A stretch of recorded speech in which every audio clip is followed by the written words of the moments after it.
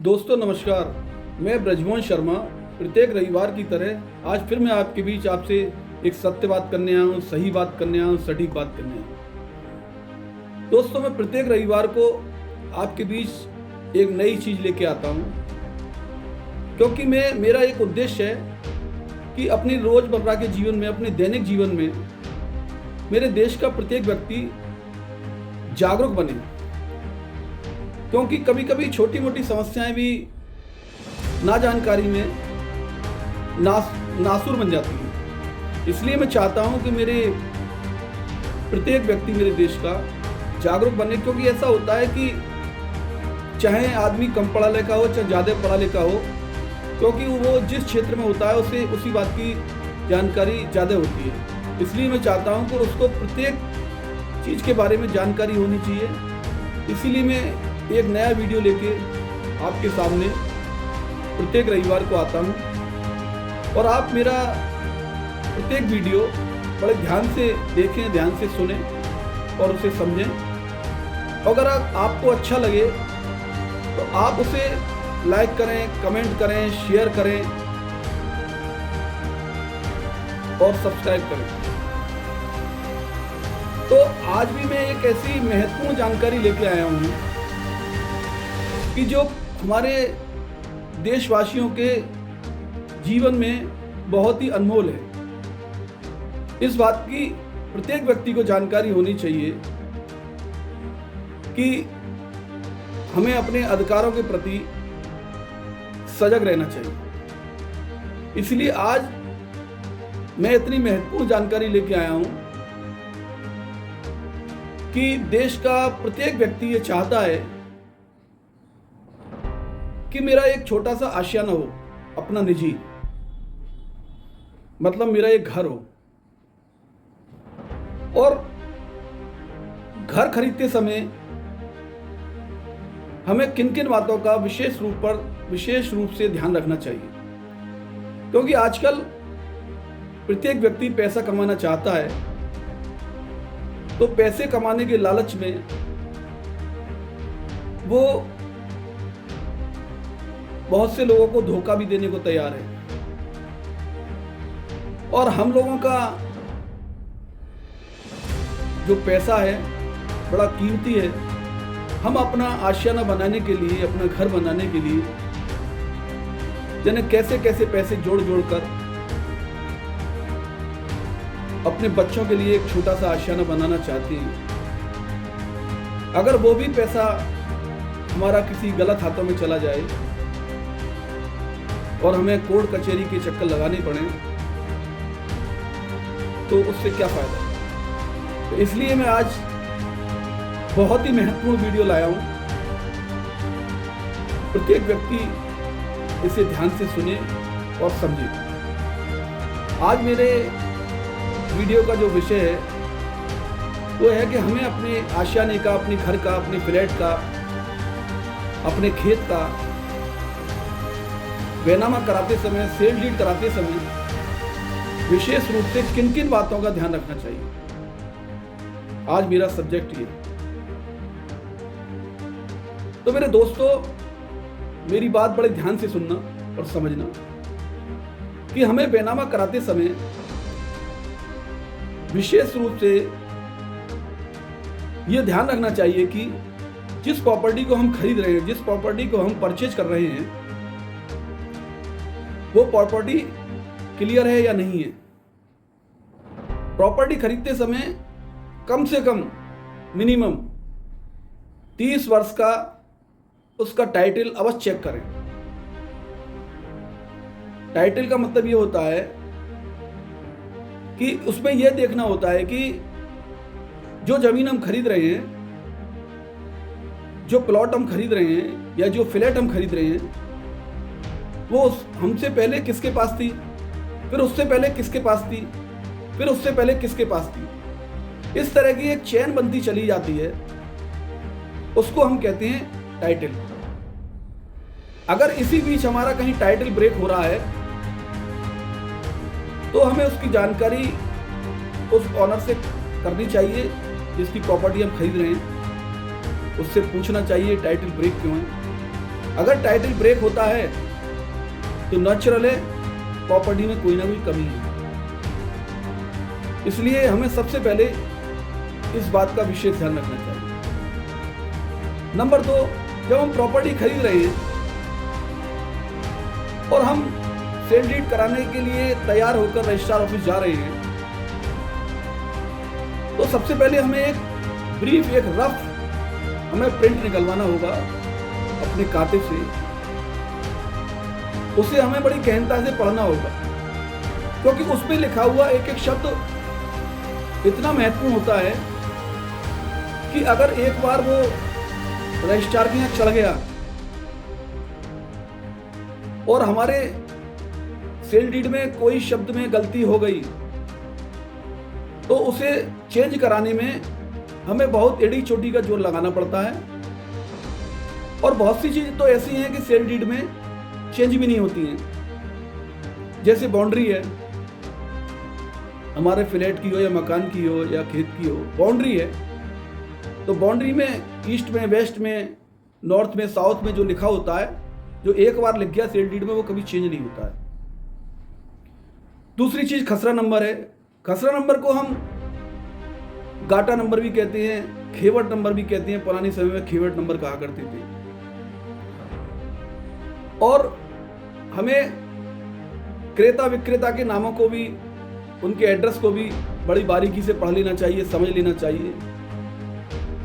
और दूसरी मेन चीज ये है कि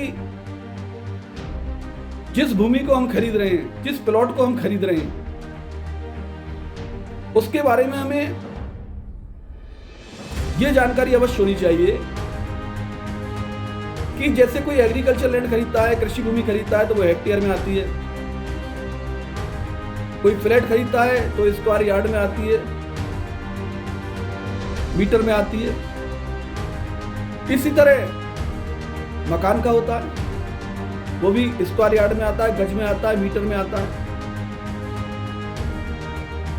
तो उस समय हमें इस बात का ध्यान रखना चाहिए कि अगर हम एग्रीकल्चर लैंड खरीद रहे हैं तो उसमें यह देखना चाहिए कि ये जमीन कितनी थी और कितने में से हमें कितनी बेच रहा है, वो सेल डीड में अवश्य लिखनी चाहिए। और इसी तरह मकान वाली प्रॉपर्टी में होता है कि वो हमें उस पर कितनी जमीन थी, 1000 स्क्वायर यार्ड थी या 10,000 स्क्वायर यार्ड थी, कितनी जमीन थी और कितने में से हमें कितनी बेच रहा है, वो सेल डीड में आना चाहिए। इस पर इतनी जमीन है, इतने में से इतनी बेच रहा है। फ्लैट में वो पूरा भूखंड खरीदता है तो उसके बारे में तो हम जब टाइटल चेक कर लेंगे तो उसमें निकल के आ जाएगा। तो इस बात का अपने बेनामी में, अपनी सेल डीड में अवश्य दर्ज कराएं ये चीज कि ये इतने में से इतनी जमीन हमें बेच रहा है, जिससे ये क्लियरिटी हो जाएगी कि इसके पास जो जमीन है वो बची हुई है अभी और उस शेष जमीन में से हमें नहीं बेच रहा है। क्योंकि बहुत सी हम लोग देखते रहते हैं, बहुत सी सेल डीड में ये होता है कि किसान के पास जमीन है नहीं है, जमीन सारी बेच दी उसने और फिर हमें बैनामा कर दिया नया। जब नया बैनामा हो जाता है, जब जांच होती है उसकी, जैसे कहीं आप लोन ले जाते हो बैंक में, जब जांच होती है तो वो उसमें ये देखा जाता है कि जमीन तो इस पे इतनी थी, इसने ये एक्स्ट्रा कैसे बेच दी। अब खरीदने वाला बेचारा परेशान हो जाता है, उसका सारा पैसा जितनी भी खरीदी, उसकी जिंदगी भर की धन दौलत वो सब चली गई। अब वो बेचारा कोर्ट के चक्कर लगा रहा है। तो ऐसा आए दिन बहुत धोखा देखने को मिलता है। तो इन बातों से हमें पूरी तरह सजग रहना चाहिए। तो इसीलिए चाहे हमें लेखपाल के पास स्वयं जाना चाहिए, लेखपाल हमारा पूरा हिस्सा बना के देगा कि इस किसान के पास इतनी जमीन थी और इतने में से इतनी बेच चुका, अब इसके बाद इतनी शेष बची है। फिर उसमें यह देखा जाता है कि जो शेष जमीन बची है उसमें से जो हमें बेच रहा है कि उसमें उतनी ही आ रही है या कहीं ज़्यादा आ रही है या कम आ रही है। यह चीज़ हमें अवश्य देख लेनी चाहिए। और तीसरे नंबर पर मैं बताता हूं कि चाहे एक दिन और लग जाए, हमें उसका प्रिंट आउट पढ़ने में हमें पूरी तरह से समझ लेना चाहिए, पढ़ लेना चाहिए। उसके बाद हमें बैनामा कराने के लिए, सेल डीड कराने के लिए रजिस्ट्रार के सामने उपस्थित होना चाहिए, जिससे हमारा बैनामा बहुत ही ट्रांसपेरेंट होगा, साफ सुथरा होगा। और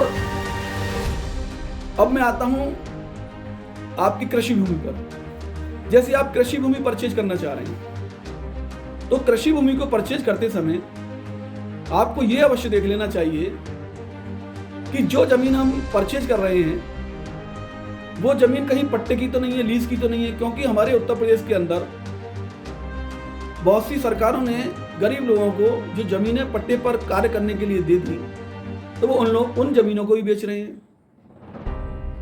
अब हमारे यहाँ ऐसा नियम है कि अगर कोई पट्टेधारक 10 साल तक लगातार उस पर कार्य करता है, फिर वो 10 साल के बाद जाकर कानूनन वहां जाएगा, अधिकारी के पास जाकर वो अपनी जमीन को, क्योंकि जो जमीन सरकारी पट्टे की होती है उसे असंक्रमणी जमीन कहती है, उस पर सरकार का अधिकार होता है। जब वो खातेदार के नाम आ जाती है, किसान के नाम आ जाती है, मालिकान का उसे अधिकार मिल जाता है 10 साल बाद एसडीएम के यहाँ से जब वो जाएगा तो उसे अधिकार मिल जाएगा, तो उसका वो जमीन संक्रमणी हो जाती है, वो उसका मालिक हो जाता है। अब उसे वो चाहे जैसे यूज करे, चाहे उसे बेचे, चाहे उस पर कार्य करें, खेती करें, वो उसके लिए स्वतंत्र है। तो ये हमें अवश्य देख लेना चाहिए। दूसरा, मैंने बताया कि जैसे आप फ्लैट खरीदने जा रहे हैं, तो फ्लैट खरीदते समय सबसे पहले हमें यह देखना चाहिए कि जिस जमीन पर, जिस भूखंड पर ये फ्लैट बन रहे हैं, क्या उस भूमि का उस भूमि की आबादी दर्ज कराई या नहीं कराई, उस भूमि का कन्वर्जन कराया या नहीं कराया। कन्वर्जन का मतलब होता है कि जो जमीन एग्रीकल्चर होती है उसको आबादी में दर्ज कराना पड़ता है।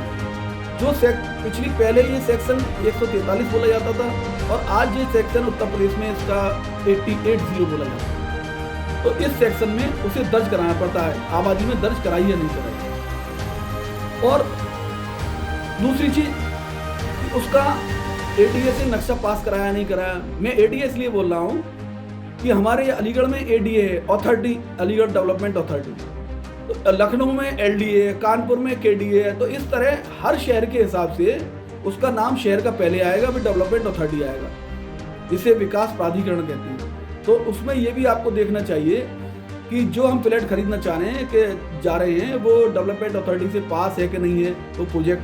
तो ये हमें अवश्य देख लेना चाहिए। और उसमें भी ये भी देखना अवश्य में जरूरी है, जिस फ्लोर पर हम फ्लैट खरीदने जा रहे हैं वो फ्लोर एडीए से, विकास प्राधिकरण से अप्रूव्ड है या नहीं है, पास है या नहीं है। क्योंकि बहुत सी जगह ऐसा होता है, बिल्डर ऐसा करते हैं, जैसे 3 मंजिल पास कराया, 4थी मंजिल हमने फ्री छोड़ दी। तो वो भी हमें अवश्य देखना चाहिए, क्योंकि जिस स्टोरी को खरीद रहे हैं, जिस फ्लैट को हम खरीद रहे हैं, वो फ्लैट एडीए अप्रूव्ड होना चाहिए, विकास प्राधिकरण से पास होना चाहिए। इस बात का हमें बहुत ही विशेष ध्यान रखना है। अब हम आते हैं प्लॉट पर। अब प्लॉट खरीदते समय हमें मोस्टली जो ध्यान रखना चाहिए, हमें यही ध्यान रखना चाहिए जो मैंने बताई, आबादी। मेन चीज आबादी है कि वो आबादी में दर्ज है या नहीं है। अगर आबादी में दर्ज है और प्लॉट का टाइटल मिलाने आप 30 साल का लगभग, और टाइटल क्लियर आ रहा है, टाइटल कहीं ब्रेक नहीं है, तो आप आराम से अपना प्लॉट खरीद सकते हैं। और उस पर मकान बनाने के लिए आप डेवलपमेंट अथॉरिटी से, जिस शहर की हो, उससे अपना नक्शा पास कराकर और उसे अपने मकान को, अपने आशियाने को बहुत ही सुंदर रूप से बना सकते हैं, जैसे अथॉरिटी आपका नक्शा बनाए। कृषि भूमि का हमने आपको बता ही दिया, कृषि भूमि खरीदते समय किन किन बातों का ध्यान रखना चाहिए। तो इसलिए आज जो मेरा वीडियो है वो इतना महत्वपूर्ण है, क्योंकि हर व्यक्ति जीवन में एक अपने बच्चों के लिए आशियाना अवश्य बनाना चाहता है। तो मेरी इस वीडियो में आज आपका इतना महत्वपूर्ण विषय मैंने आपको बताया। इस मेरी वीडियो को प्रत्येक व्यक्ति बड़े ध्यान से सुने, समझे, और अगर उसको कोई बात मेरी समझ में नहीं आई हो या उसे कोई जानकारी लेनी हो तो मेरे को कमेंट कर सकता है, पूछ सकता है, तो मैं उसे अवश्य जानकारी दूंगा। इसी के साथ धन्यवाद। जय हिंद, जय भारत।